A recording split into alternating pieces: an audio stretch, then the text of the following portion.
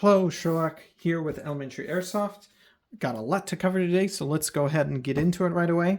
Apologies for my leave of absence for so long. There is a couple of videos that I've been meaning to make. Follow up on the Silverback MDR-X. So look forward to some more content related to that coming out here. And a decent number of additional videos relating to this. This video is going to be a bit of an unboxing, talk about it, first impressions, taking a look at this brand new gun that just came in from overseas.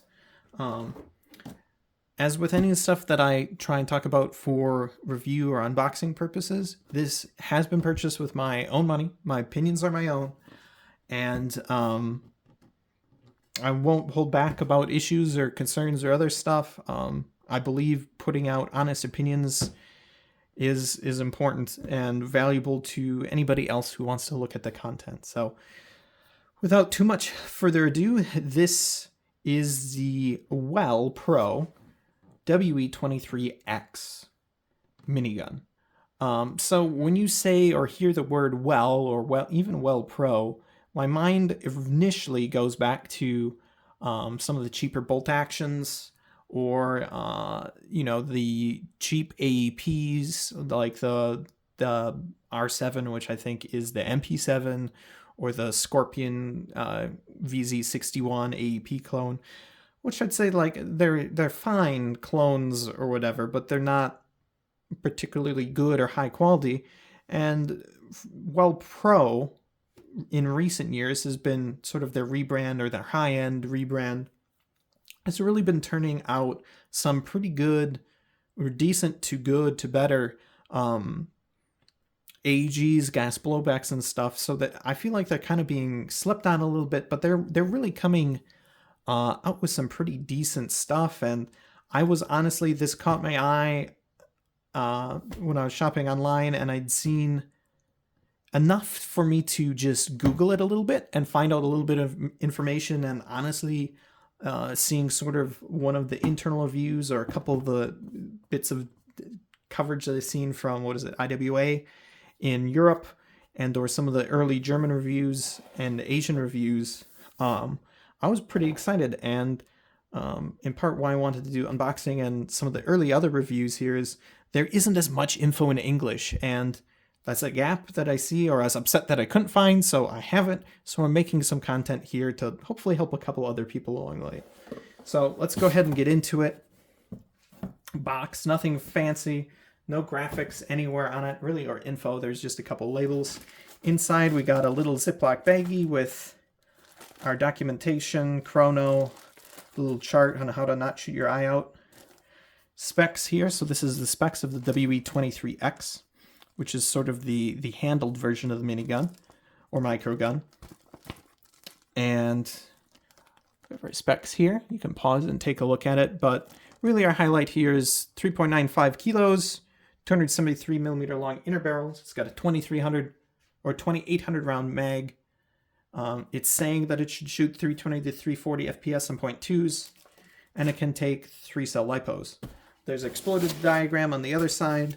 We'll take a closer look at that when we do a teardown and internal review of this guy. But let's go ahead and get it out of the box here. Take a quick look at her.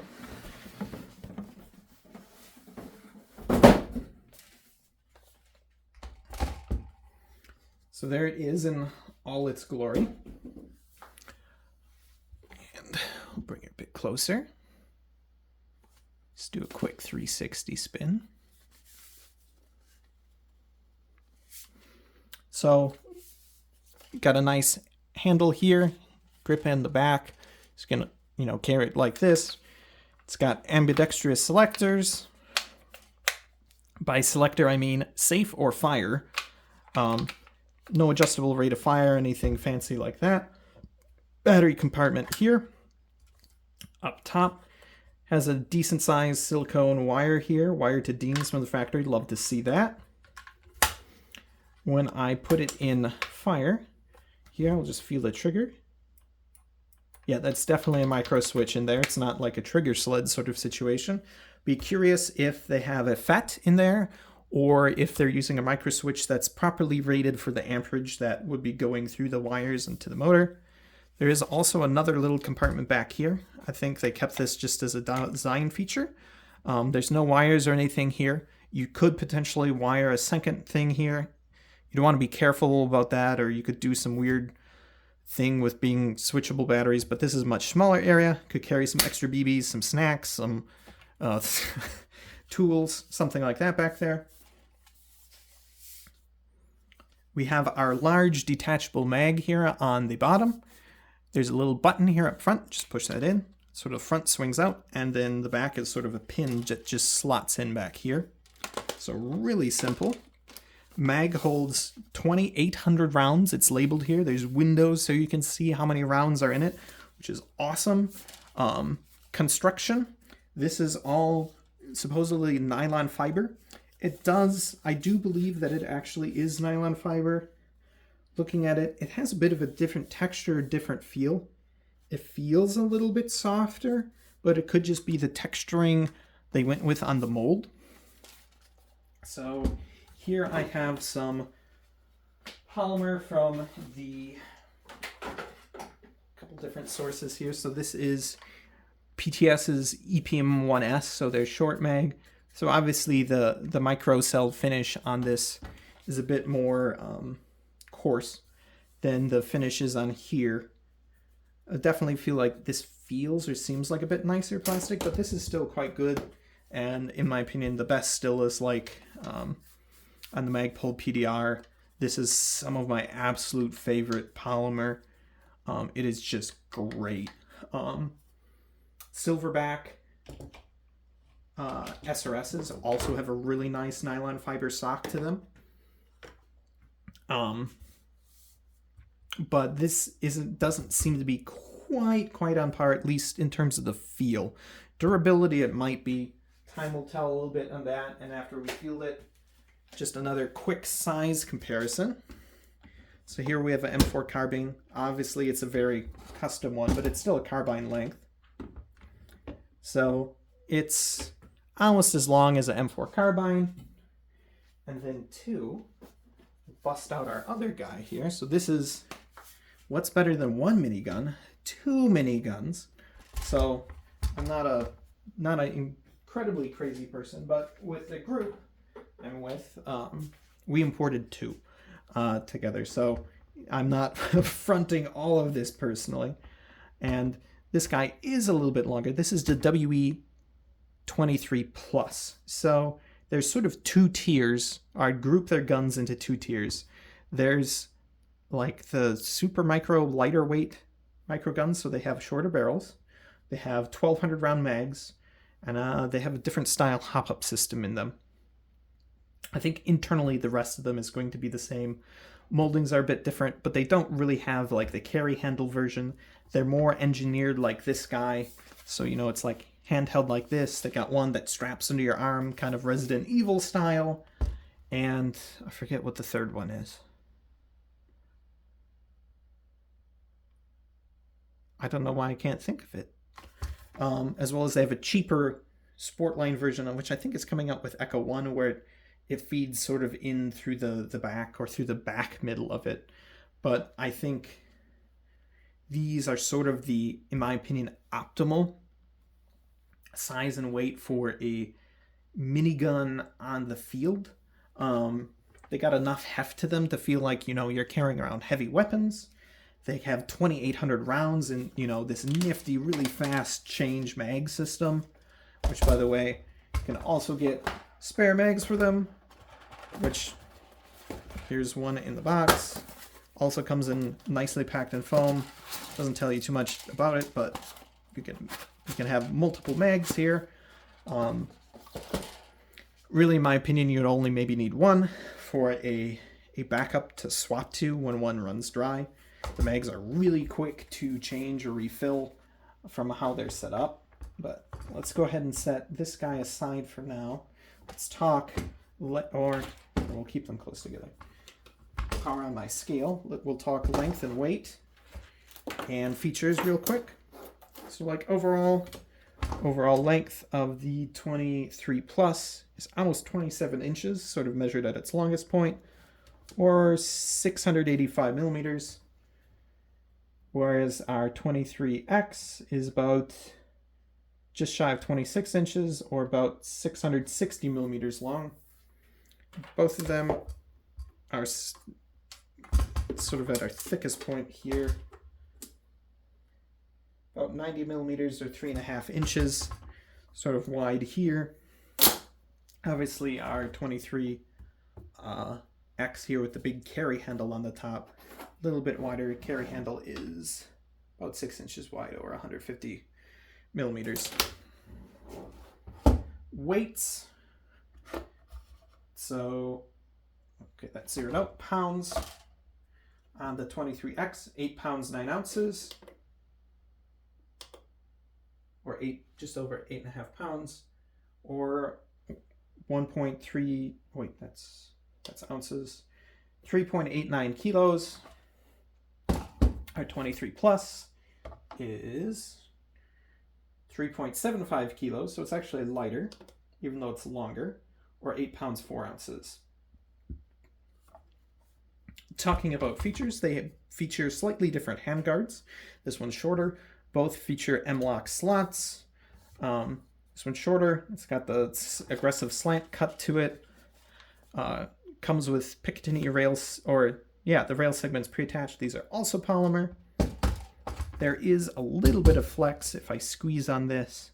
Nothing too concerning, but just something to be aware of. I mean, it is plastic, even if it is nylon fiber.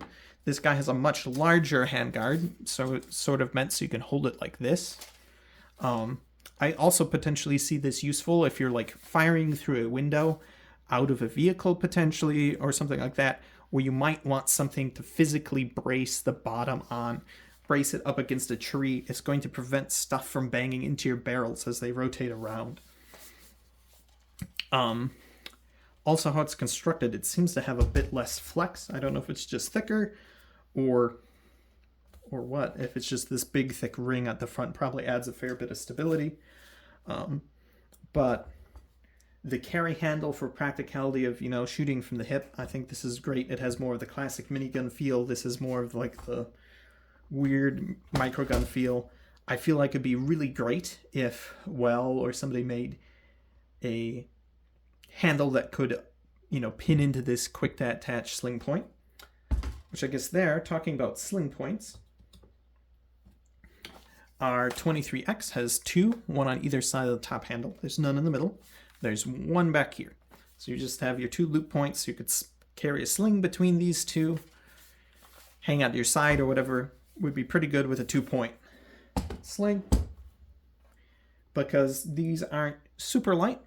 And also we consider it's a 2800 round mag, so if we round up to 3000.2s is 600 grams, which is it's nothing to scoff at. And if you're running 2.5s or 2.8s or 3.0s, probably with as much as this burns through, you want to run something a bit lighter and or cheaper, but you do you. That's going to add a significant amount or a reasonable amount of weight to the mag. But our 23 Plus here has a couple more options. So we got a sling point up here, QD point. This is metal embedded into the nylon fiber. Back here we have another beefy sling point on the top of the grip. Back here we also have a QD point at the back of the grip, and it's actually mounted into the body or the frame of the gun. Also metal insert set in there, which I think is awesome. And our battery door here just goes around it. So no real worries about durability here with this being in the battery door that's opening and closing. You just will have to remove your sling if you have a QD point on there when you change your battery. All right, so I think that's our round. And of course too, this has a Picatinny top, as well as it has some embedded iron sights, which are probably going to be next to useless. But if you want to put an optic on it, you can. If you want something to assist aiming, you're talking light or laser on this guy. But realistically, you're going to be shooting out so many BBs, you're going to kind of just follow them in or adjust your aim as you're firing. All right, so let's talk about a little bit about how the gun functions and internals, and then we'll take a look at the batteries, and then we'll set this up, plug it in, and we'll do a little dry fire test for you. So how the high level of how the gun functions is there's 5 barrels. Each barrel has their own hop-up unit. Each barrel has their own nozzle, and each barrel has their own individual piston. And this thing runs on an AEG motor, which is, I believe, a short type. And I don't think it's a neodymium motor because I can't kind of like feel it through here. Motor sits in a vertical orientation. There's a little gearbox in there that translates that to rotating our big cylinder here like so. And yeah, it's a really interesting system. So each piston here has a little bearing guide on it, and each nozzle has a bearing guide. And basically what's going on inside here, there's a ramp. Think of a ramp at an angle. So as the barrels rotate, that piston is getting pulled back by that bearing as it travels down that ramp until it hits the top point here, at which points it drops down and the piston can slam forward. And then it, goes back to the bottom of the hill and works its way slowly back up. So at any given point, right, this barrel, this barrel's closest to firing, right? This barrel's like almost all the way retracted. This one's say like 75%. This one's say 50%. This one's say 25%. And this one's like 10% pulled back. So each piston is progressively being pulled back as this rotates.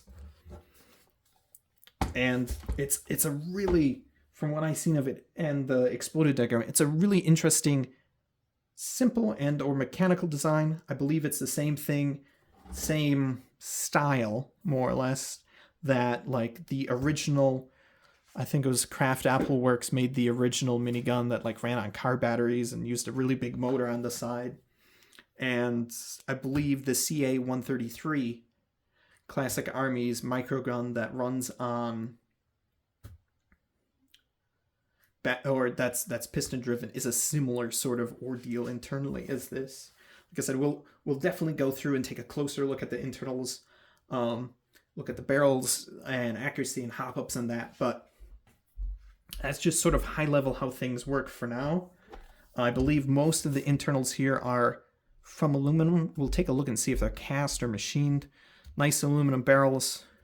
Muzzle caps here are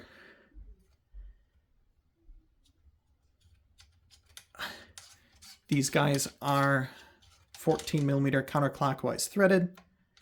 So if you wanted to change them out, you could. I know WELLPRO has a muzzle tracer unit / simulated muzzle flash, which I'm really, really, really excited. Sad that it isn't out yet. I would love, love, love to get my hands on one. Definitely will take a look at it as soon as that's available. Can't wait for that because I think that just makes it even that much cooler. But how our magazine reloads and it works. So, simple. You push the button, pops out, and then on our back end here, we got these sort of 2 tabs sticking out here. So we just squeeze on either side. This just pops out. So you can kind of see there as they squeeze that. It's a really quick, easy, simple thing. And there's this large springy boy. And then if we look in here, you can kind of see a paddle wheel. And what that's going to do is it rotates with this gear that gets interfaces with a gear that basically ring gear that's around our barrel rotating assembly. So this basically is constantly rotating and that paddle wheel is pushing BBs up into the hop-up unit as it needs them. Simple, elegant. This is plastic, but it is a pretty beefy gear. So I would also too prefer to sacrifice a mag in the event of some critical jam than the gun. So it's also important to consider sometimes parts may be made plastic or might be made as a sacrificial part. I don't know if that's the case here. I would hope not, or I'd hope not to have issues, but simple as pour your bag of BBs in till it fills up to 2800, drop this back on, give these a little squeeze, push it in, there you go. Line up that pin with the grip, drop it in, but we'll take a quick look here at what's going on in here, because there's some cool things. So remember before I always said these were the sort of newer or bigger versions, so this is going to be true, I believe, on all the 2800 round versions. They may bring this feature to the smaller ones, but we have nice little rotary hop-up units in here. Turn it around so we can see one. So we got a little dial here to adjust the individual barrel's hop-up. And if we look just over here, so on the feed hole side, you can see a couple notches here. So we have 1, 2, 3, 4. If we rotate our barrel, oops, we look at this one and we see there's 5 little notches up here. So they have little indicators to tell you which barrel you're adjusting, which is awesome.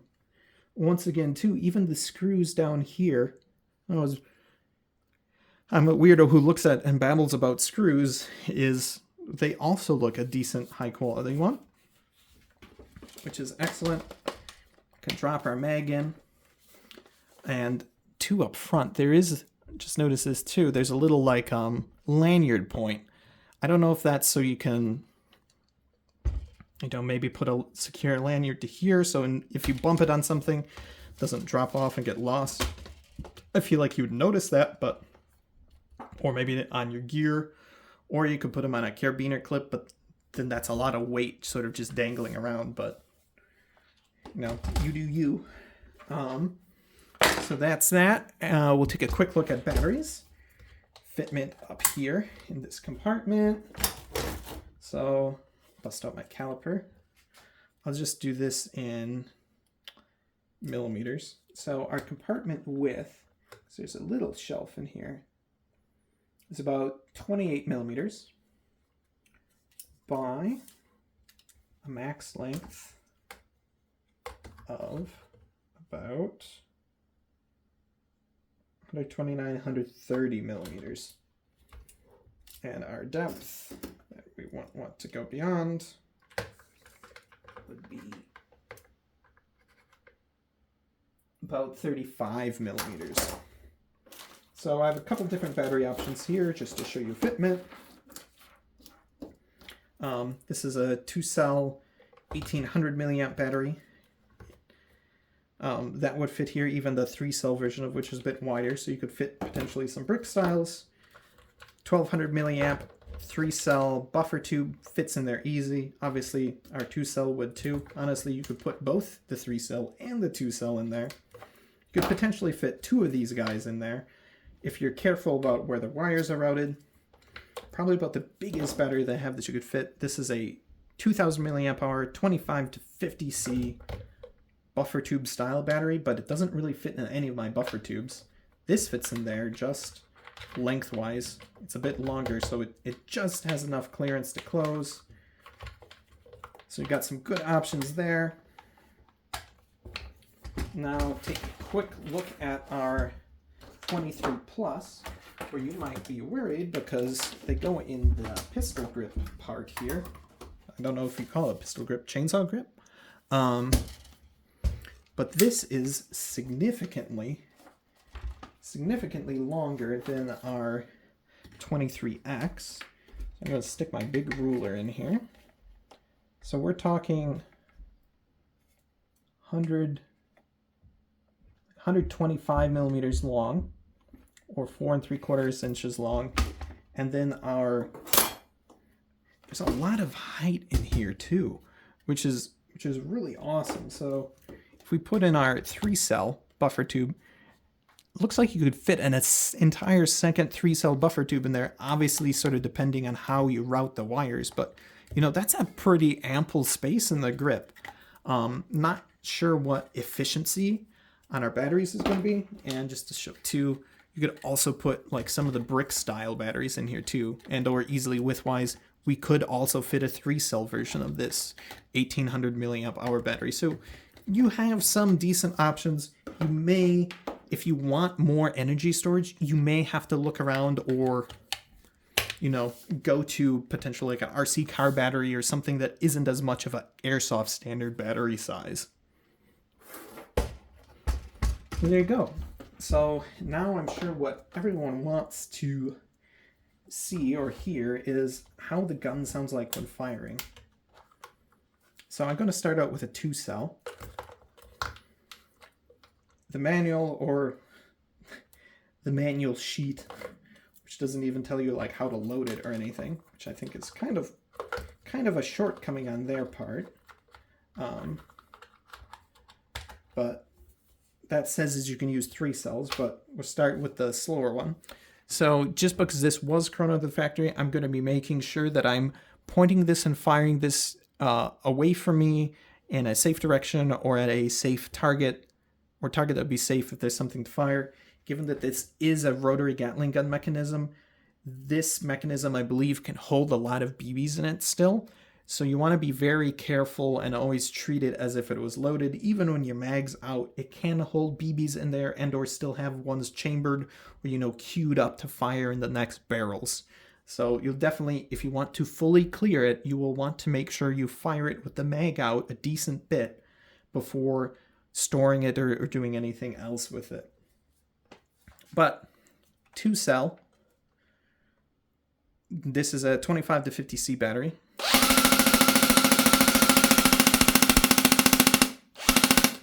Not bad, but not really that inspiring. Definitely work. Or personally, if I wanted to vary the rate of fire, that's what I'd do. I would just use a 2-cell versus a 3-cell battery. But let's be real, it's a minigun. We're about that volume of fire, about that fun. And that's what I think the 3-cell will give us here, because that's going to mean our motor spins a lot faster. It's going to cycle these barrels a lot faster. And let's give that a go.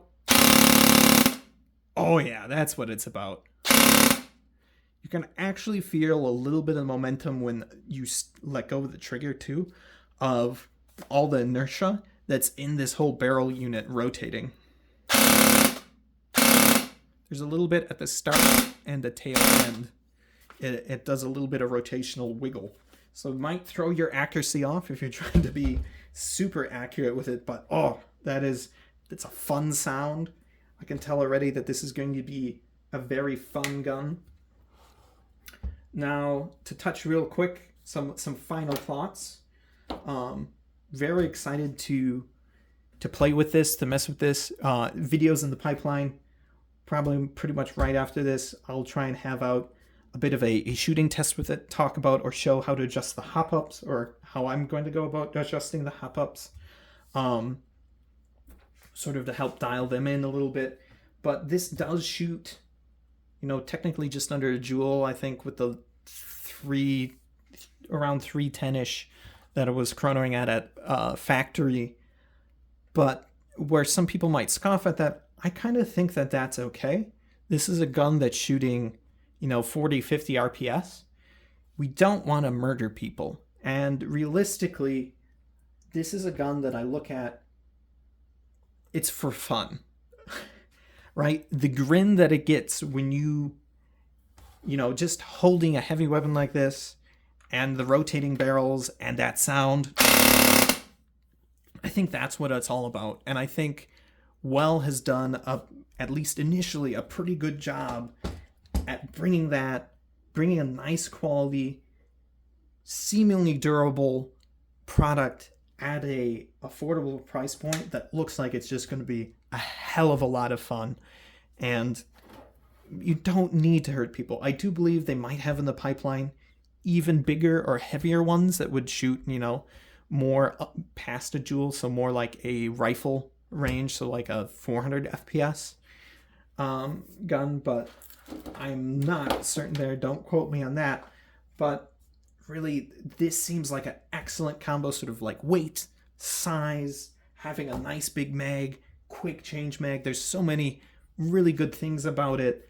And hopefully when we go in and look at the insides, there'll be even more. I'm really excited to continue messing with this, and I'd love to get a tracer unit to look at and or play with, but they're just cool and they're just really fun, and I think they're going to be a great addition and seem to be built to last. So stay tuned. There's more in the pipeline.